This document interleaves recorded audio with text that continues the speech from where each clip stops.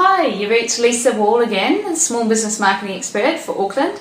Today what I'd like to talk about is the top 10 tips for small business marketing. I'll be referring to my notes as I go because I've got them written down, but they're sequential, and so whether you're a new business starting out or an existing business, if you're looking to create a strategy for your business and get things lean, in place, doing the right thing, common sense things, and also some management of your business, then these are crucial steps that you should take in a logical order so you're not recreating the wheel and doing the work and it's in the right order. So first of all is to know your customers. If you're new, you need to get out there and ask the right questions. Their buying behaviour, how much they spend on average, is there demand within your area, your local area for this product? If you're an existing business for a couple of years, you should have some sales data and basic demographics, or your sales staff could inform you about certain things, and you can do data mining. We have a free report on a website that tells you what sort of information you should collect and what you can expect to get out of it. But your existing data, you'll be surprised what you can find out about your customers from your current information. Number 2 is know your marketing and operating processes and which ones are profitable and productive and those that aren't. Lean down and minimize the impact of those that aren't and maximize the areas that are profitable. So you want to know which customers are most profitable. If you analyze within doing your data analysis or business analysis, if you look at what your top 20% of customers have in common, that will tell you a hell of a lot about your business and the main markets that you should be going after. For looking at your operating costs, you need operating costs versus marketing costs to see where things are in the cost of basically doing business, the cost of acquiring customers. There's a lot of different things you can look into, but know what's going on in your business and lean down and just focus on what's productive and what gets you a return on your investment. Okay, create an obvious point of difference. Now, this means your competitive advantage or your unique selling point. What's involved is it's meant to be an aha moment in the minds of your customer. It's a belief of them, what they believe about your business. Once they understand what it is, it's hard to change. And so you get it once, you get it right, you don't change it, you don't tinker with it. This becomes a crucial element of your branding, everything you do going forward in your marketing strategy. It's what your business is based on. For me, it's being a local small business marketing expert with a money back guarantee. That says what I do, and it says that I work hard and I have to perform well, because if I don't, you get your money back. Okay, the next step is developing your brand around that obvious component. When I say obvious in the step before, I should have said that people need to understand. It needs to be unique about your business. You need to be able to back it up, but it has to be extremely obvious so your grandma can understand it, or a stranger in the street. Okay, it needs to be. I can't express that more. It's got to be obvious and convincing and believable, and you've got to be able to back it up. Okay. Develop your brand, point 4, around that competitive advantage. Whether you're doing web, car advertising, print, TV, it has to be in there. And advertising is not about entertaining people. It is about selling. If you've got a boring product, your advertising might be quite boring, but don't worry. Keep the message straightforward. Put your competitive advantage over there. People want to know why they buy off you instead of someone else. I need to move this along. Number 5, so get your sales process mapped out and refine it. Work out what works and stick to it. Document it so that as you grow your business and you get staff, they've got a process in place that will work for them. It makes your training easier, it saves you time and money, and saves you going through staff. A lot of small businesses have problem with sales staff turnover in the management of them, but training goes a long way to helping staff. Number 6 is build a website around your competitive advantage and make sure it is user-friendly. So website usability, we'll soon have an article there, or if you're seeing this later on, we probably do have that up. There's a really, really great book written by Simon Krug on website usability. It's absolutely fantastic. TradeMe use this as an example as a Bible when they develop their website. It needs to be obvious. You need to point out the next step. And most websites for small business are conversational in tone rather than formal in enterprise corporate environments. Okay, number 7.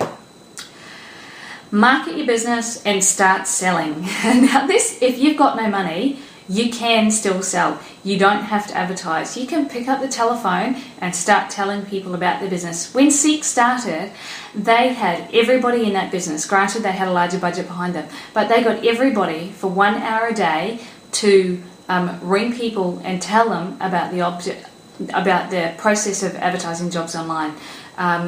Simple, straightforward, low cost. If you want to be in business, you've got to be able to sell your products and services in some way. Networking locally, whatever it is that it takes to sell them, I have to be able to sell myself in my business and build trust and credibility and network within Southeast Auckland businesses and those areas.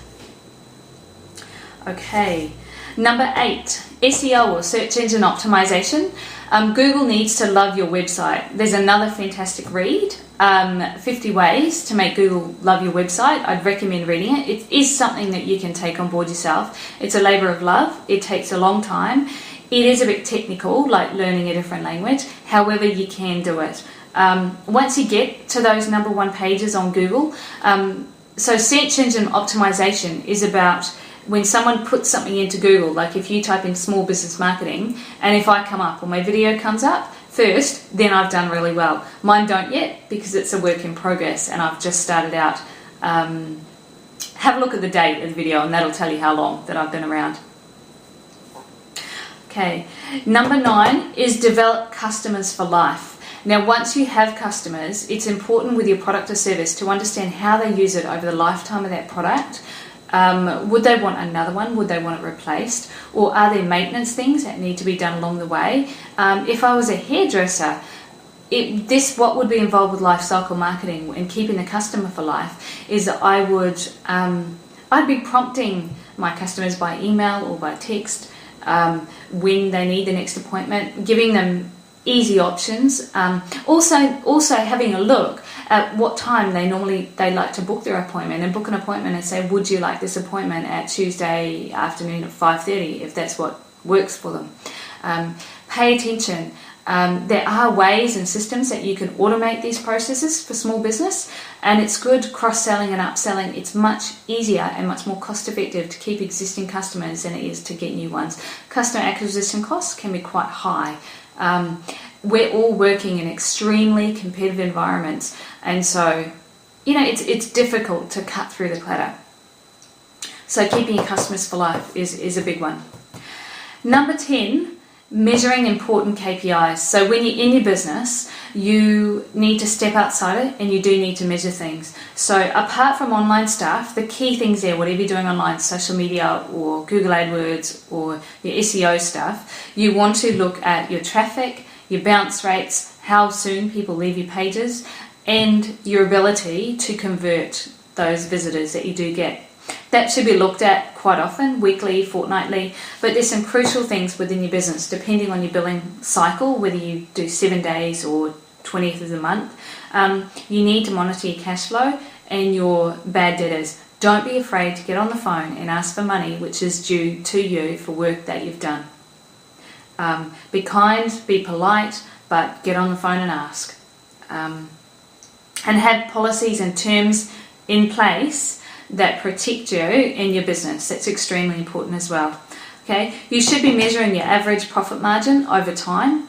That's extremely important. Know what you should be aiming for and aim to get it. Pricing, aim to get it. Sales and forecasting over time. So are your sales tracking the way that you want them to? If not, what's going on? Is something happening in the economy? Is there something internal? Can you improve things? You get to ask these questions as you go along. You track things over time. Compare year on year and trending lines as you track your sales throughout the year. Okay, look at sales revenue versus operating costs over time. And also customer satisfaction. If you're a manager that's out and about, or if you're at the coalface, that's great. You'll know what's going on.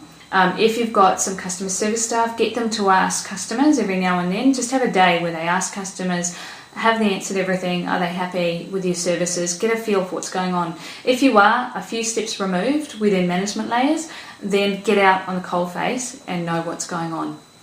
Listen to your customers. That's the most important thing that you can do. We have free email questions for business answers and advice on our small business marketing page. I'll also soon be putting that on my homepage. We aim to answer within 24 hours, and it's a free service of building trust and credibility. We believe that once we have trust and credibility with our clients, that they will come to us when they're genuinely ready to move their business forward that next step. Thanks. I hope if you got here, then you've listened to the whole thing. Okay, cheers. Have a great day.